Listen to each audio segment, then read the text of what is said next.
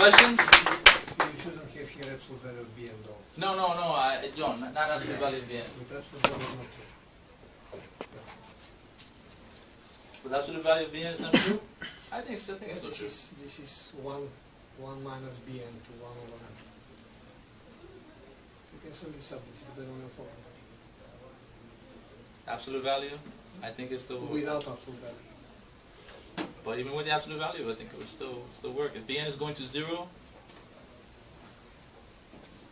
yeah, I think it's good. But anyway, so anything? Questions? So this works for all. So any relationship that satisfies like whatever you're sharing characteristic polynomial, it's gonna have that little thing with the roots and stuff. Yeah, if the roots satisfy this. Of course, there's one that's not written here. It's this one here. If R1 is less than 1. But that's going to be true because if R1 is less than 1, that means that all the roots are less than 1, which means that this whole thing is going to go to 0. Your sequence is going to go to 0. When you do the recurrence relation, the number's going to get smaller and smaller and smaller. They're all going to go to 0. So then this guy's going to go to 0. Because this guy goes to 0. The sequence itself goes to 0. And if that sequence goes to 0, then it satisfies your property. If this sequence goes to 0, yeah, this is the property. This is the statement of it, that every nth term and the nth root of every nth term eventually becomes 0. They start obeying the same recurrence relation, meaning that you sum them up according to the rule that you have. It's interesting, man. Which is, you know, the coefficients. Yeah. Do you have any problems in mind that this might be applicable to? Or that this... Screw that. His face is like, I'm no. surprised by this question. I am For real, screw that. Where can we go with not applying to physics, but applying to other things in math. Like, this is like a whole new field, man. Recurrence relations. I don't know. Or is this something new that has not been done before? I didn't know this. I didn't get this from anywhere. This is something that I observed. And then I started asking about it in more generally, but I've tried to find things about this, but I haven't. No. And I don't know what else you can do with it. I mean, you just point it out and say that's done. I don't know if it's like a new field or anything. No, not a new field. It's just no, it's not what can you apply this to, but is there like anything else left that you can do with this? Further? Yeah, like. Have you tried to generalize this further? No, I really wanted to show that if you didn't have any of these conditions, then basically it's this. Yeah, make it this if and only if. Always going to go to 0. This guy right here is going to go to 0. It's just this guy that I needed to be bounded, and these were the conditions that I found so that this guy would be bounded. If these guys are not satisfied, then this is not going to be bounded. It's going to go to infinity. But all I'm going to get is something that goes to infinity and something that goes to 0, and I can't decide what happens there. I need to do something else, but I don't know what to do.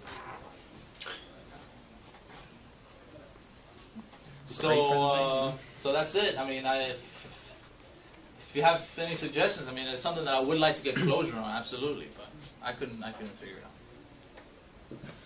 What fields of mathematics like is recurrence relations popping up in like a lot? Do you know? I would say maybe combinatorics. Besides that. Besides that? Yeah. The differential equations. Differential equation. Is there such thing? I mean, they just appear as I mean, they just appear naturally. I don't know. I mean, like when we're doing, I forget the name of it, I forget what we call these things, but the differential equations, like at the end of the semester. There are equations which are called difference equations. And they are substituting the differential equations in the cases when you don't have continuous variable, t. You have a discrete variable. And then the derivative, for example, is defined by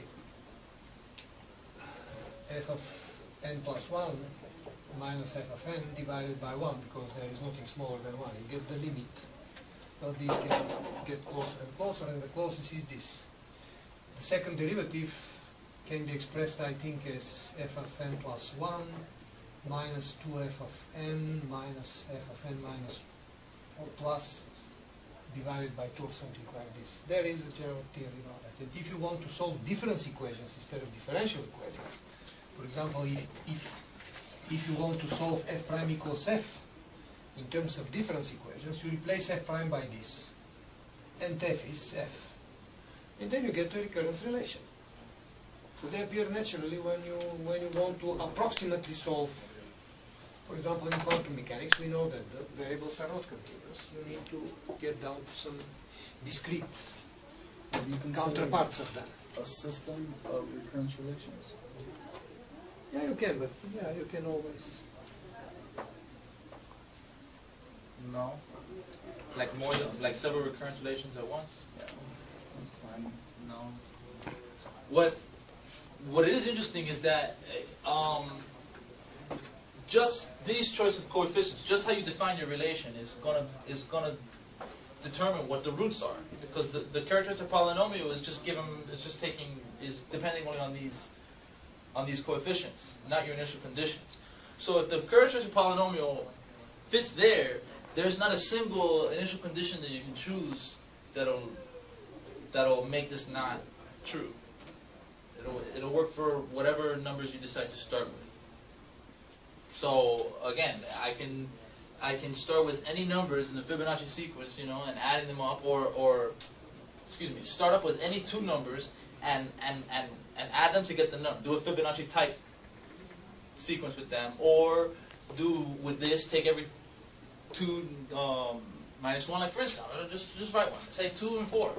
Then well, this is not a nice one, because they're not relatively prime. So we're just gonna get a bunch of even. But let's say 2 and 5. Then 2 of these minus 1 of these is what? Is 8, and 16 minus 5 is 11. And you start taking, you know, you do that sequence. You take the roots as we do, and you'll see that eventually they start going back to the recurrence relation. No, I haven't considered a system. This recurrence relation is exactly giving arithmetic progression. An equals to an minus 1 minus an minus 2. This is exactly the equation for arithmetic progression. And if you start with different initial condition and different difference, for example, instead of 0 and 1, you start with 2 and 3, you get the arithmetic progression with initial term 2 and difference 3. 2, 5, 8, 11, 14, 17, and so on. You start with 2 and 3? Yes, the case here. If you start with 2 and 3, you're just going to be here, and then you'll just get 4, 5, 6, 2 7. and 3. Oh, okay, So 2 okay. is the initial Oh, yes. condition, 3 is the difference. You Then go, you you get get 2, 5, 8. Oh, yes, of course. I see what you meant. And that recurrence relation is an minus 1 equals an minus 1 minus an minus 2. Exactly the condition for arithmetic progression. The difference of any two consecutive is the same.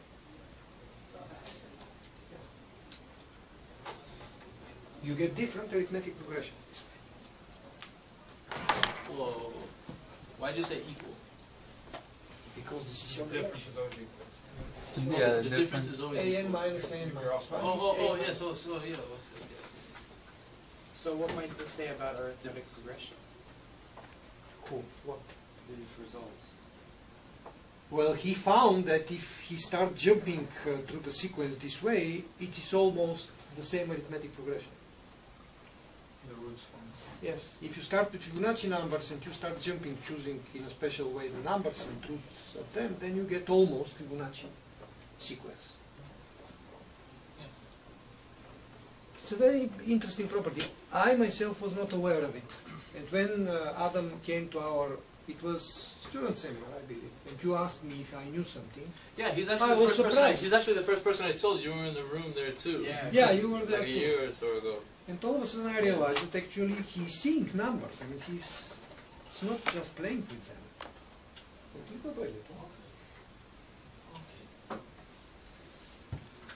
Alright, good.